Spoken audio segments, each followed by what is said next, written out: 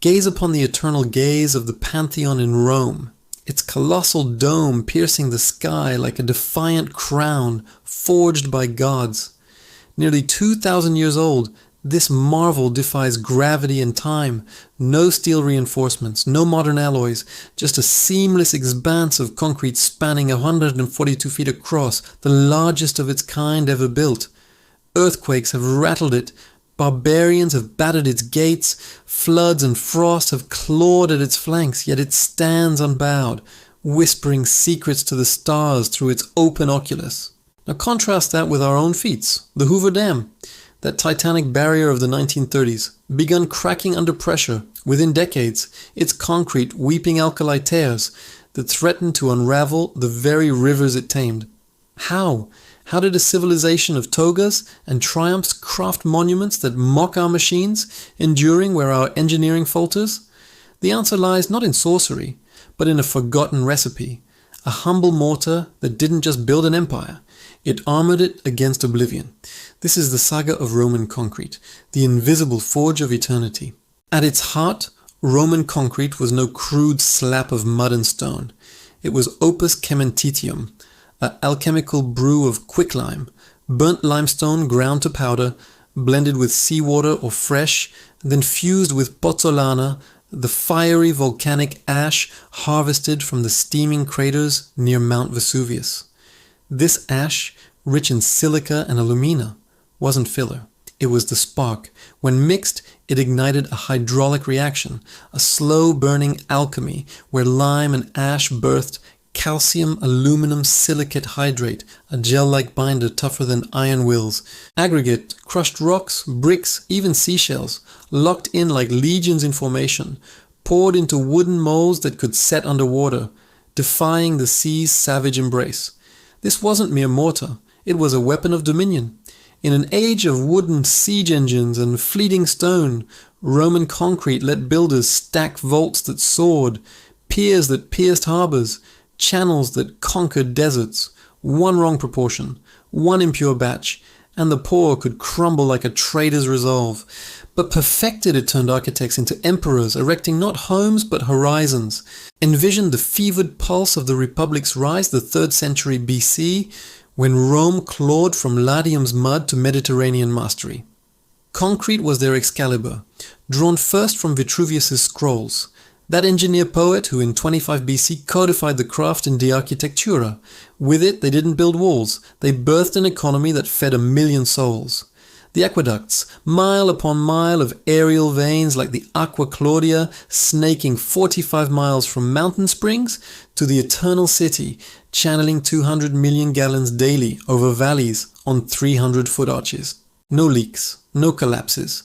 Even after Vesuvius's wrath in 79 AD buried Pompeii, those channels still flow today, their concrete unyielding as the Tiber's tide.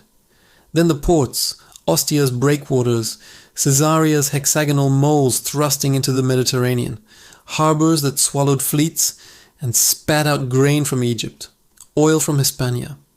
Without concrete's underwater grip, trade routes would have drowned in storms, starving the legions that stretched to Britain's fogs and Parthia's sands. But the crowning glory?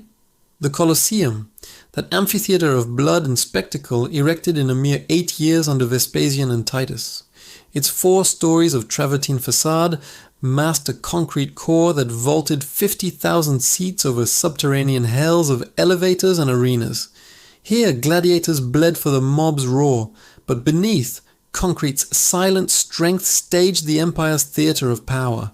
It wasn't extravagance, it was strategy. These behemoths secured supply lines, housed garrisons, projected ore, turning provinces into provinces no more. Yet for every triumph, a shadow loomed.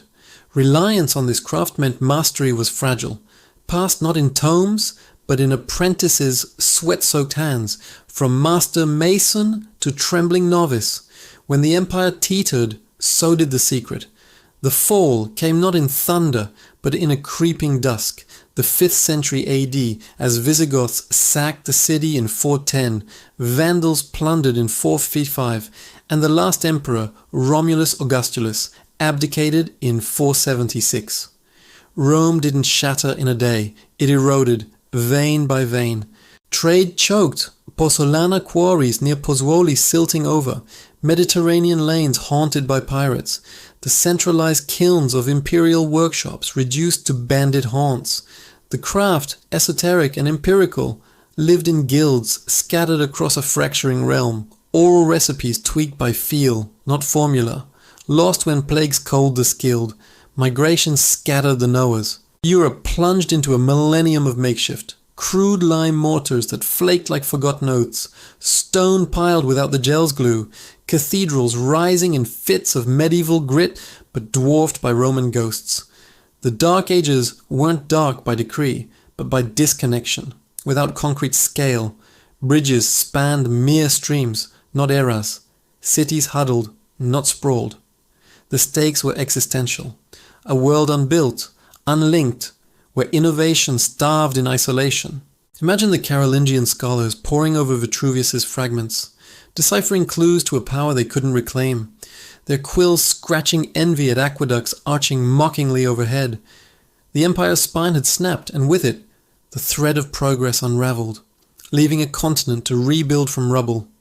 Dawn broke in the Enlightenment's forge, the 18th century, when curiosity kindled conquest anew. Enter John Smeaton, that bulldog of British engineering, tasked in 1756 with resurrecting the Eddystone lighthouse off Plymouth's treacherous reefs, a beacon that had thrice succumbed to tempests. Medieval lime failed. Smeaton delved into Roman lore, sourcing pozzolanic ash from volcanic isles, blending it with local limestone to birth hydraulic cement. Poured in 1759, his tower withstood gales for 120 years, a phoenix from antiquity's ashes. This wasn't revival, it was revolution. Smeaton's formula ignited the industrial age. Canals burrowed through hills, railways vaulted valleys, factories rose like iron colossi. Portland cement followed in 1824, Joseph Aspdin firing clay and lime to mimic Pozzolana's bite, fueling Britain's steam-driven empire and America's steel-spined cities.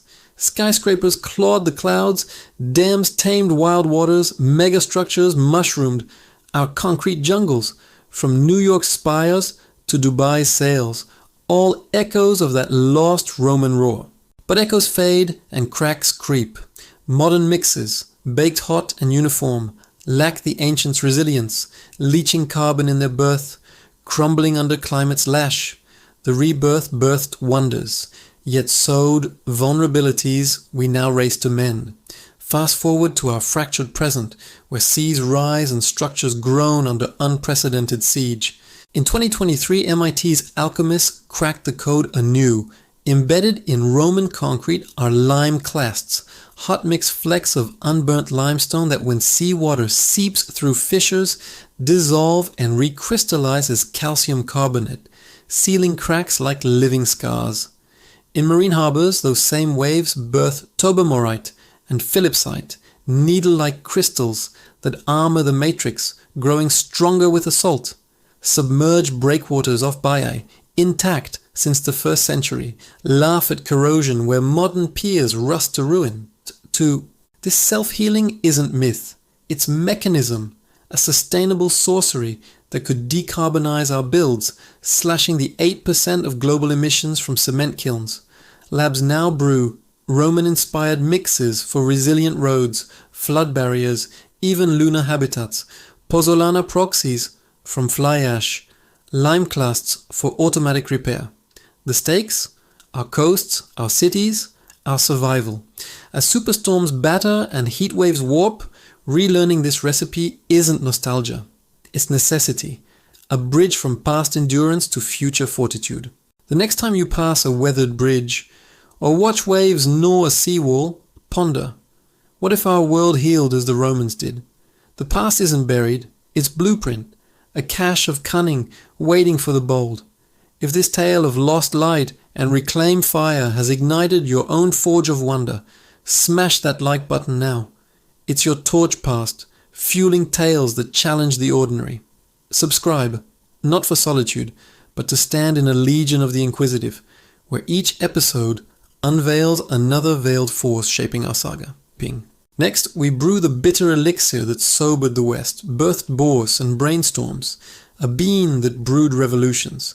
What ancient artisan's art calls to you for our next unraveling? Share below.